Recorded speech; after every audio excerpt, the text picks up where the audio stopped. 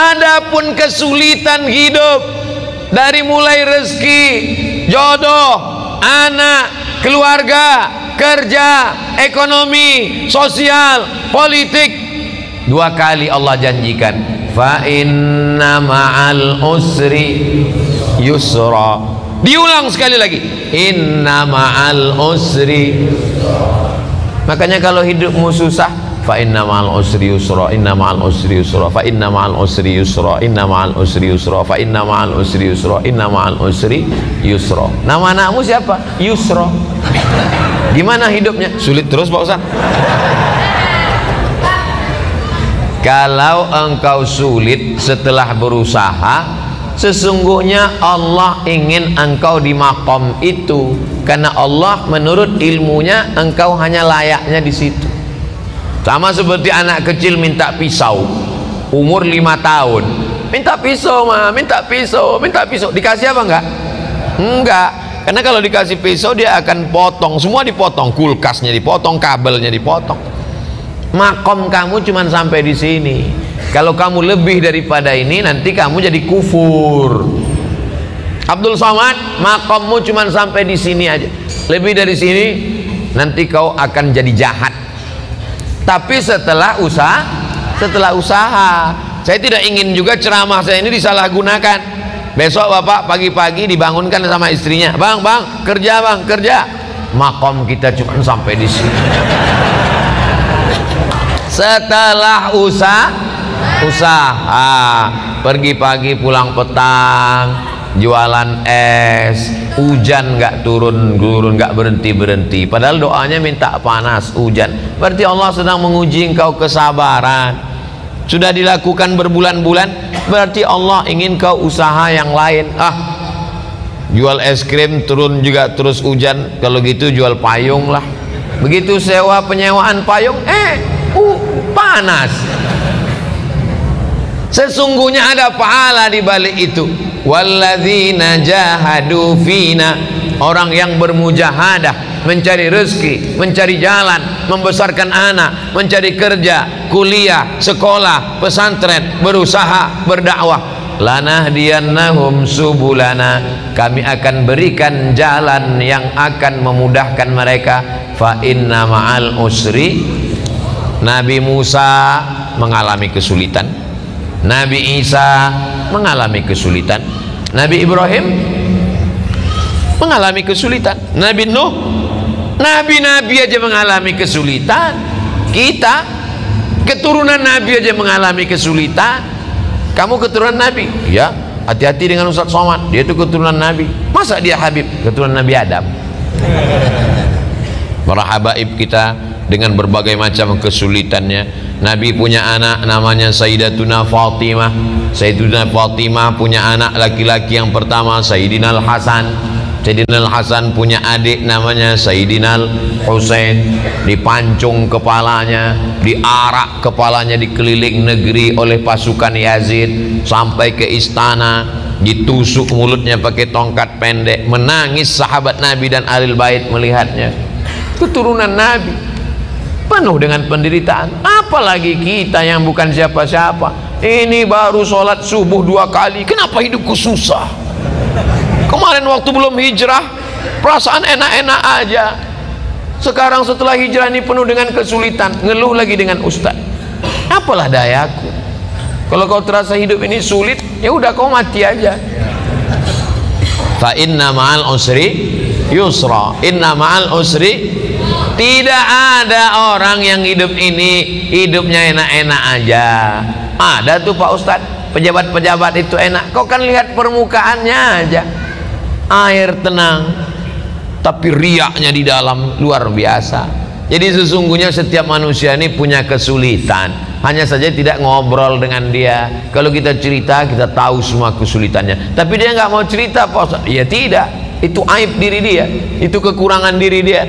Maka kita berpikir bahwa nabi-nabi, wali-wali, para habaib, zuriat Nabi, orang yang dekat dengan Nabi, dekat dengan Allah. Walanabluwannakum bisyai'im minal khauf, takut, wal ju', lapar, wa naqsim minal amwal, kurang harta, miskin, susah, bangkrut, kebakaran, wal anfus, sakit, mati, meninggal, kena covid, wal anfus was samarat, buah-buahan, paceklik, kering kerontang, tanaman tidak tumbuh. Wa basyiris sabirin, berikanlah kabar gembira kepada orang sabar. Alladzina idza asabathum musibah qalu inna lillahi wa inna ilaihi raji'un. Fa inna ma'al usri yusra, inna ma'al usri yusra. Coba kalau ditulis di kendaraan, di mobil kaca belakang, fa inna ma'al usri yusra, inna ma'al usri yusra.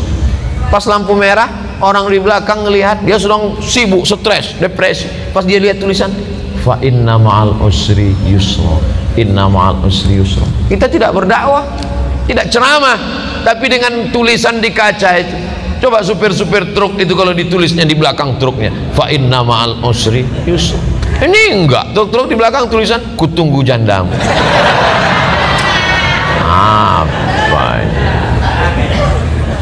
Mau pulang bokeh, enggak pulang rindu. Yang baca stres, yang nyetir gila. Cobalah hidup kita nih berdakwah. Cuman kalau ayat-ayat Quran ditulis di baju, kalau bisa jangan, karena nanti ayat bajunya dibawa masuk mesin cuci, diinjak-injak, disetrika, bajunya nggak dipakai lagi, dipakai untuk ngepel, untuk geset kaki. Fa inna ma'al usri yusra. Durhaka kita kepada Allah. Jadi yang ada tulisan-tulisan itu digunting, surat-surat undangan nikah itu kalau bisa jangan tulis wa min ayatihi an khalaqalakum, terjemahnya aja. Kalau terjemah tulis Latin, kalau bisa dibakar, ada ayat-ayat Al-Qur'an. Fa inna ma'al usri yusra, inna ma'al usri yusra. Apa ayat berikutnya? Fa idza faraghta fansab.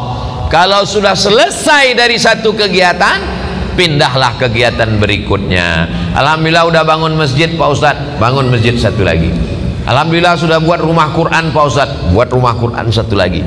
Alhamdulillah sudah bangun pondok tahfiz Quran Pak Ustadz, buat lagi. Alhamdulillah sudah selesai S1 Pak Ustadz, lanjutkan S2. Alhamdulillah sudah nikah Pak Ustadz.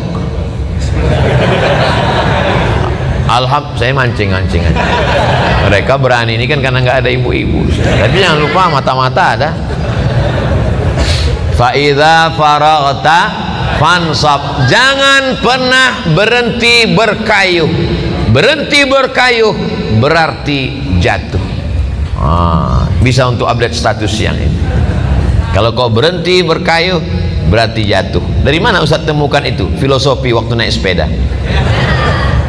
Berhenti berkayuh berarti kau akan tenggelam. Dari mana Ustaz dapatkan itu?